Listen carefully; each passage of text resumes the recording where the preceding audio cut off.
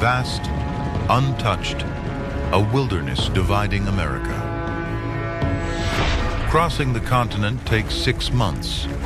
20,000 die on wagon trains. By ship, it's an 18,000-mile journey around South America. To conquer the wilderness and unite East and West, President Lincoln greenlights a transcontinental railroad.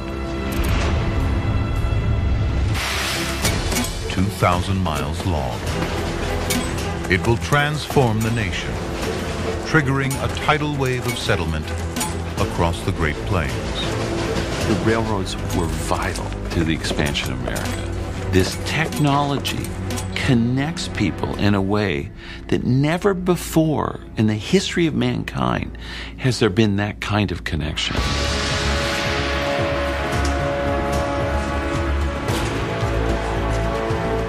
America's ancient wilderness meets modern American steel and muscle. An army of hammer-wielding men, Irish immigrants, Civil War vets, railway men. Their mission, to tame nature itself. The biggest obstacle heading east from California, a 12,000-foot wall of granite, the Sierra Nevada. Only a madman would dream of running a railroad across mountains like this. They don't call him Crazy Judah for nothing. Obsessed with the railroad, he sees a way through.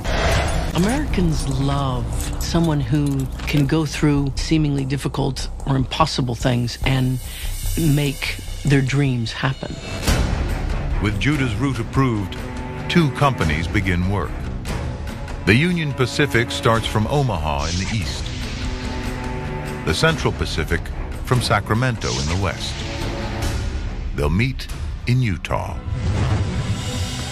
It will cost over $2 billion in modern money. But the government doesn't have enough cash.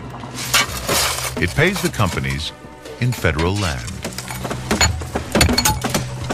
They must finish in 15 years or lose everything. We have learned in this country that you really don't get anywhere in life if you don't take some risks. I think America is by far the shining light of the world in so many ways because we are risk takers. Paid by the mile, adding curves adds profit. Corrupt investors bilk the railroad for every cent they can.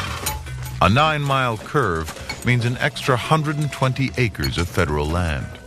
They'll end up owning an area the size of Texas. Now Judah's railroad cuts right through the mountain. 1,649 feet of rock must be excavated, the longest tunnel on the route. Chinese laborers dig day and night. It's easier to ship workers from China than get Americans across the continent. The railroad magnates said, the Chinese built the Great Wall, didn't they? Let's bring the Chinese in to do this work. Over 10,000 Chinese laborers earn less and do the deadliest jobs. The Transcontinental Railroad was built by Chinese workers brought over specifically to work on the railroad, and they were considered somewhere in between human and animal. They were not expected to survive. They were expected to come here and work and die.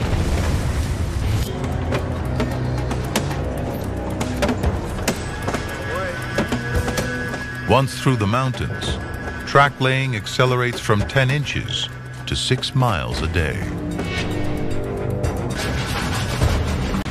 May 10th, 1869. A one-word message arrives by telegraph. Done. A 6-month journey across the continent is cut to 6 days.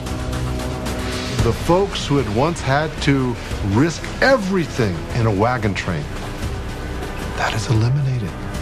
You now can get on the railroad and travel from Boston to Sacramento.